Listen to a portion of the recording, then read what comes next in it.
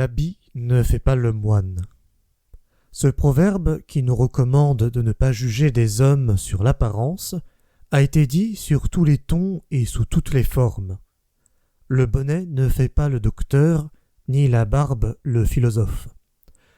Il ne faut pas juger sur l'étiquette du sac. On ne connaît pas le vin au cercle ni l'homme à l'habit. Sous pauvre casaque peut se trouver un gaillard. Proverbe espagnol. Porter un grand couteau ne fait pas le cuisinier. Proverbe allemand. Cependant, ces apparences, contre lesquelles la sagesse s'efforce de nous mettre en garde, exercent sur le plus grand nombre une influence trop souvent irrésistible, et les proverbes, qui constatent plus encore qu'ils ne conseillent, l'ont partout répété. Les Français disent, après les Grecs et les Latins, « L'habit fait l'homme ». Les Allemands, « Les tailleurs font bien des grands seigneurs ». Les Italiens, « Habit râpé, crédit rogné ». Les Arabes, selon l'habit, l'hospitalité. Et nous répétons tous en chœur avec Régnier, « Ma foi, les beaux habits servent bien à la mine ». On se défend mal des séductions du dehors, et dans ce monde élégant qui dicte tant d'arrêts, dans cette société futile où être c'est paraître, vous ne serez ni admis ni apprécié si vos manières sont gauches ou empruntées, si votre habit est ridicule.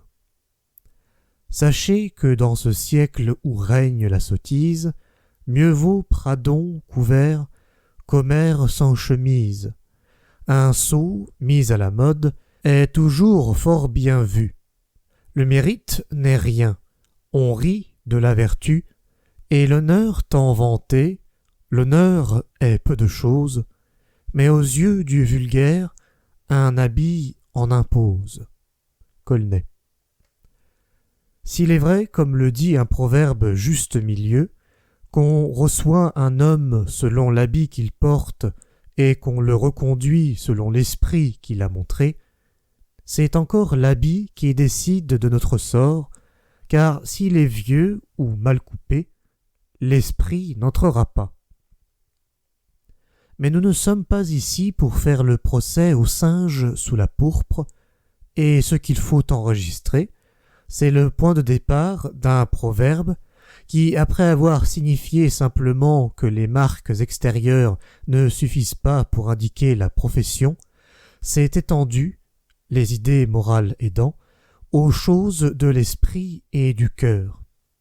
Or, le proverbe « l'habit ne fait pas le moine », qui n'est en définitive qu'une imitation du proverbe des anciens « la robe de lin ne fait pas le prêtre d'Isis », a été vraisemblablement consacré et répandu sous cette forme par la question qui fut agitée autrefois pour savoir si le noviciat et l'habit suffisaient pour rendre capable d'un bénéfice régulier.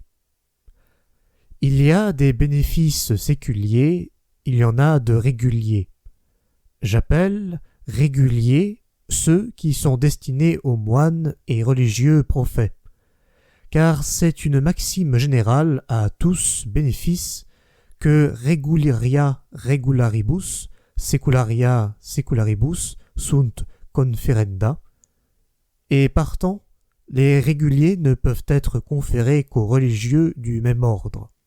De la règle prédite, on a pris occasion de douter si, pour obtenir les dits bénéfices, il suffit du noviciat et de l'habit, ou s'il faut être prophète. Mais enfin, il a été conclu que l'habit ne fait pas le moine, et partant, qu'il faut être prophète pour posséder les dits bénéfices. Godefroy, Coutume de Normandie. L'abbé Tué se demande si l'on ne pourrait pas attribuer ce proverbe à l'usage où l'on était, dès le XIe siècle, d'embrasser, sur la fin de ses jours, l'état monastique ou de demander en mourant à être enterré avec un habit religieux. Mais l'aimable auteur des Matinées sénonaises, ne paraît pas attacher une grande importance à cette idée, et, si vous le voulez bien, nous ferons comme lui.